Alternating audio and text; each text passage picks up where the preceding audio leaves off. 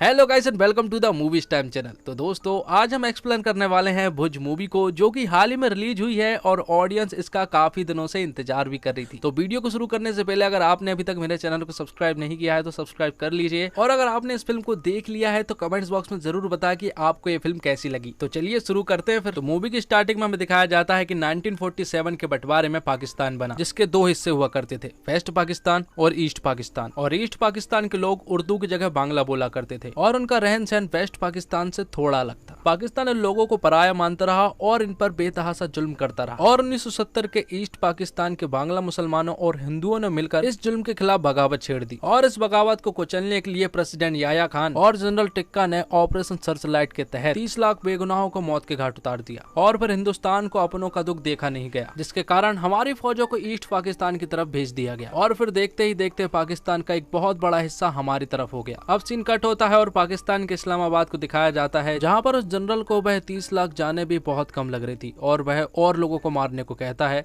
लेकिन वहां का ऑफिसर उससे कहता है कि हम तो खुलेआम सबको मार रहे हैं, लेकिन हिंदुस्तान का एक बहुत बड़े इलाके पर कब्जा हो चुका है और अब हम वहां पर नहीं जा सकते। तो जनरल उससे कहता है कि अभी इंडियन आर्मी का पूरा ध्यान ईस्टर्न बॉर्डर की तरफ है और यही मौका है कि हम उन पर वेस्टर्न बॉर्डर की तरफ से अटैक कर दें, और जितना ज्यादा इलाका अपने हिस्से में ले सकते हो ले लो। तो वह उनसे भुज एयरवेज पे अटैक करने को कहता है, जो कि वेस्टर्न बॉर्डर पर है। अब 8 दिसंबर 1971 में गुजरात के भुज एयरबेस को दिखाया जाता है, जहां पर पाकिस्तान के फाइटर जेट वहां पर हमला कर देते हैं। जैसे ही भुज एयरबेस पे अटैक होता है तो वहां की हर एक चीजें तबाह होने लगती है और कई सारे लोग मारे जाते हैं। लेकिन तभी एंट्री होती है विजय की, जो कि कमांडर में बैठ के आगे की तरफ जाता है। लेकिन वह जैसे ही आगे जाता है उसके ऊपर भी अटैक होता है और वह भी गिर जाता है और फिर बेहोश हो जाता है। जिसके बाद विजय की कुछ इन्फॉर्मेशन पता चलती है कि उसका पूरा नाम विजय श्रीनिवास कार्निक है और वह भुज एयरवेज पर कमांडिंग ऑफिसर के तौर पर है। आगे हम देखते हैं एक आदमी दरवाजे की कुंडी को चुपचाप लगाकर वहां से भाग जाता है। वह अभी कौन है हमें बिल्कुल नहीं पता। और तभी हमें दिखाया जाता है विक्रम सिंह बाज को, जो कि एक निडर फाइटर पायलट है। वह दरवाजे को तोड़ देता है और फिर वहां से भागने लगता है, और फिर भागते हुए वह अपने फाइटर जेट के पास पहुंचता है, जहां भुज एयरबेस पर अटैक हो रहे हैं। वहां पर अब विजय को भी होश आ चुका था और फिर वह वहां से उठकर अपनी मशीन गन की तरफ भागने लगता है, और फिर वह वहां पर पहुंचकर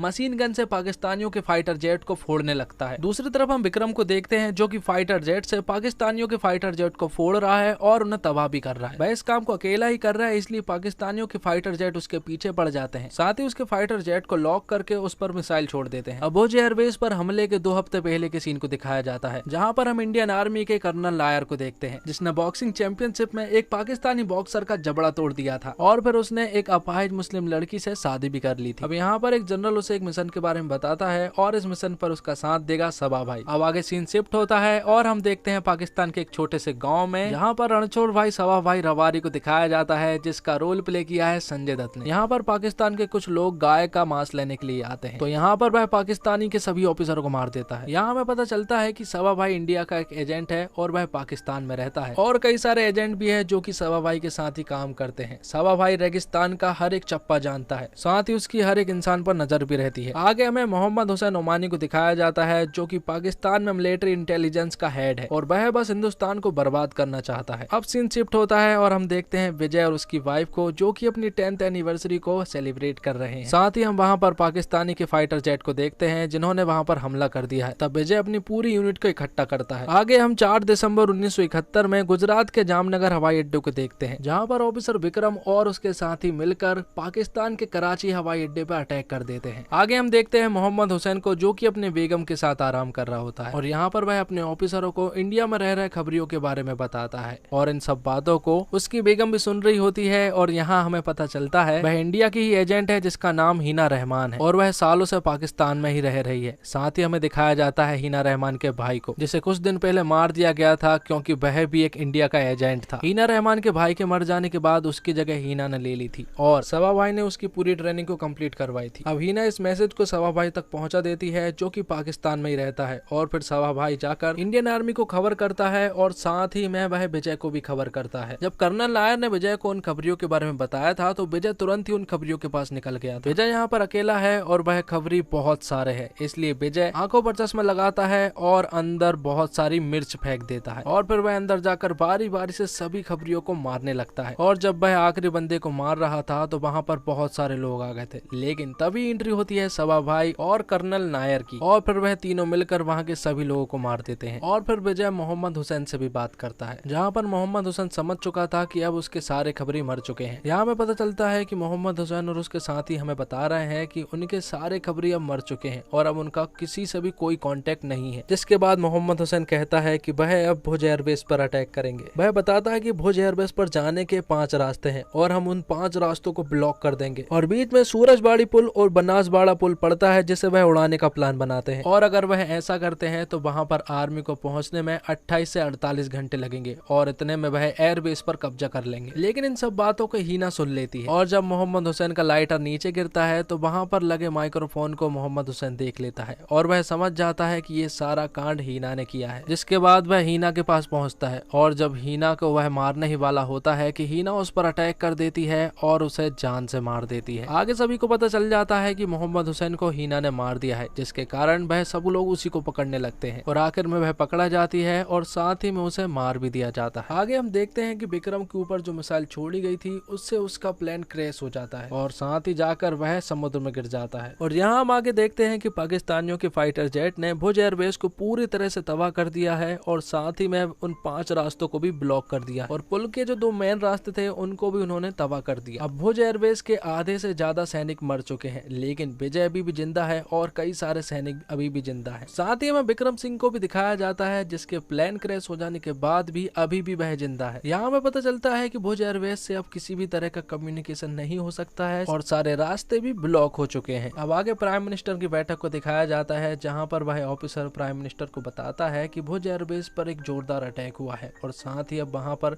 किसी भी तरह का कम्युनिकेशन नहीं हो सकता है और वहाँ पर पहुँचने के लिए अब कोई रास्ता भी नहीं बचा है। यहाँ विक्रम सिंह को पता चलता है कि मूवी की शुरुआत में जिस इंसान ने दरवाजे की कुंडी को लगाया था वह यही गद्दार है, इसलिए वह उसे बहुत मारता है। अब आगे के सीन में हम देखते हैं कि पाकिस्तानियों की फाइटर जेट ने यहाँ पर बहुत सारे टाइम बॉम्ब को फेंक दिया था, जो कि कब फटने वाले हैं कोई आइडिया नहीं है। तो विजय उन सभी टाइम बॉम्ब को इकट्ठा करके एक कनेक्शन बना देता है और उन सभी को ब्लास्ट कर देता है। आगे हम देखते हैं कि अब फोन का कम्युनिकेशन चलने लगा है और अब वह उनसे मदद मांगता है, लेकिन वह उनकी मदद तभी कर पाएंगे जब वह ब्रिज बन जाएगा। आगे हम देखते हैं विक्रम और उसकी टीम को जो कि एयरबेस तक पहुंचने की प्लानिंग कर रही है, लेकिन वहां तक पहुंचना इम्पॉसिबल है। आगे हम देखते हैं कच्चे के एक छोटे से गांव में तेंदुआ आ जाता है और जैसे ही वह सुंदर वैन के ऊपर अटैक करने वाला होता है कि सुंदर वैन उसे एक बार में मार डालती है। यहाँ हमें पता चलता है कि सुंदर वैन एक छोटे से गाँव में रहती है और वह एकदम निडर है। यहाँ पर विजय कुछ ऑफिसरों से बात कर रहा होता है और वह उनसे बोलता है कि यहाँ पर पुल बनना इम्पॉसिबल है,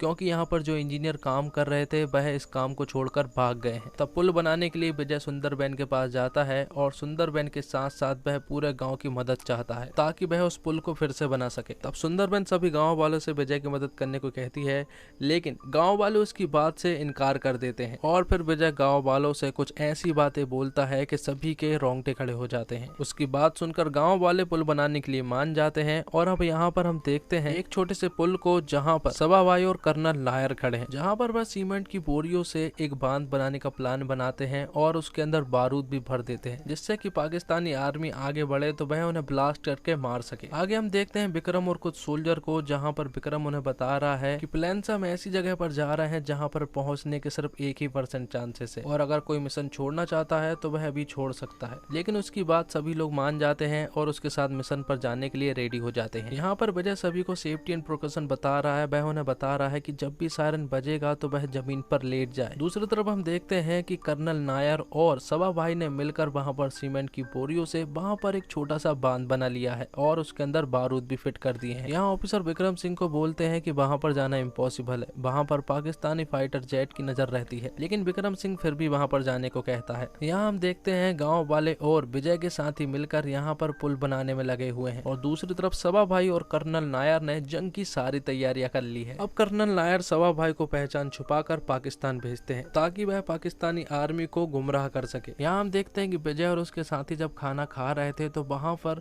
पाकिस्तानी एयर जेट आ जाते हैं और वहां पर हमला करने लगते हैं और जो पुल हाल ही में विजय और उसके साथियों ने बनाया था उस पर भी एक माइंस गिर जाती है, जिससे कि वह पुल टूट जाता है। तब गांव वाले और विजय के साथी मिलकर उस पुल को फिर से बनाने की ठान लेते हैं और वह फिर से पुल बनाने लगते हैं। आगे हम देखते हैं कि सभा भाई पाकिस्तानी बॉर्डर पर पहुंच चुका है, जहां पर वह अपनी पहचान बताता है और वह लोग उसको मान जाते हैं कि यह पाकिस्तान का ही है। और सबा भाई उन्हें यह भी बताता है कि इंडियन आर्मी के वहाँ पर 1500 सैनिक मौजूद है और अगर आप जाए तो वहाँ से पुल पर से ही होकर जाए, जबकि वहाँ पर इंडियन आर्मी के सिर्फ 120 सैनिक होते हैं। आगे जाकर सबा भाई एक छोटे से मंदिर में जाता है जहाँ पर वह कसम खाता है कि वह इस जंग को जब तक नहीं जीत लेगा तब तक वह पगड़ी नहीं पहनेगा। अब यहाँ पर इंडियन आर्मी पूरी तरह से तैयार हो चुकी है और पाकिस्तानी आर्मी भी यहाँ से आने के लिए रेडी है और तभी दोनों के बीच में जोरदार जंग होती है जिसमें दोनों तरफ से नॉन स्टॉप फायरिंग चालू हो जाती है, जिसमें कई सारे लोग मरते हैं। साथ ही में सबा भाई अकेला ही बहुत सारे लोगों को मार देता है। यहाँ हम देखते हैं विक्रम और उसकी टीम को जो कि अपने 500 सैनिकों के साथ उड़ान भरने के लिए रेडी है, लेकिन वह प्लेन को जैसे ही ऊपर करने की कोशिश करता है तो वह नीचे आ जाता है क्योंकि उसमें वजन बहुत ज्यादा था, इसलिए वह 50 सैनिकों को उतार देते हैं। और यहाँ हम देखते हैं कि अब बांध को भी उड़ा दिया गया है जिससे कि पाकिस्तानियों के बहुत सारे लोग मारे जाते हैं और कई सारे लोग नदियों में बह जाते हैं। अब 50 सैनिकों को उतारने के बाद विक्रम सिंह फिर से उड़ान भरने के लिए रेडी हो जाता है और इस बार वह उड़ान भरने में कामयाब भी हो जाता है, लेकिन उसका आगे का जो छोटा सा व्हील होता है वह टूट जाता है। यहाँ हम देखते हैं कि सबा सिंह और कर्नल नायर रात भर लड़ने के बाद अब सुबह हो चुकी है। दूसरी तरफ विक्रम सिंह विजय को बताता है कि उसका आगे का व्हील टूट गया है जिससे कि वह लैंडिंग नहीं कर पाएंगे। तो विजय उस प्लेन को चलते हुए ट्रक पर लैंडिंग करने को कहता है, जहाँ पर विजय का साथी उससे कहता है कि अगर ऐसा किया तो इसमें जान भी जा सकती है क्योंकि प्लेन का आगे वाला पहिया ट्रक के ऊपर आएगा जिससे ट्रक की स्पीड 400 किलोमीटर प्रति घंटे की रफ्तार से बढ़ेगा। लेकिन अब विजय के पास कोई और ऑप्शन नहीं था, इसलिए वह इसी ऑप्शन के साथ जाता है। और यहाँ हम देखते हैं कि सबा सिंह यहाँ पर कई सारे लोगों के साथ लड़ रहा है और ताजुब की बात यह है कि वह सभी को मार भी देता है। दूसरी तरफ विक्रम अब लैंडिंग करने के लिए तैयार है और फिर विक्रम सिंह जैसे ही लैंडिंग करता है तो ट्रक बहुत जोरों से बहकने लगता है और आगे हम देखते हैं कि कर्नल नायर यहाँ पर लड़ते हुए शहीद हो गया। दूसरी तरफ विजय के ट्रक के सारे टायर जल जाते हैं और ट्रक भी बहुत ज्यादा अनबैलेंस होने लगता है और यहाँ पर सबा सिंह पाकिस्तानियों के कई सारे लोगों को मारे जा रहा है। दूसरी तरफ हम देखते हैं कि विजय ने बहुत ही अच्छे से ट्रक को बैलेंस किया और प्लेन को बहुत ही अच्छे से लैंडिंग करवा दी, जिसके बाद वहां के सारे फौजी उतरकर जो बचे कुचे पाकिस्तानी के लोग हैं उन्हें मारने के लिए निकल पड़ते हैं और वह सभी को मार भी देते हैं और इसी के साथ हम इस जंग को जीत जाते हैं। तो दोस्तों उम्मीद करता हूँ आपको ये वीडियो पसंद आई होगी। वीडियो पसंद आई हो तो वीडियो को लाइक जरूर करें और चैनल को सब्सक्राइब भी जरूर करें। जय हिंद दोस्तों।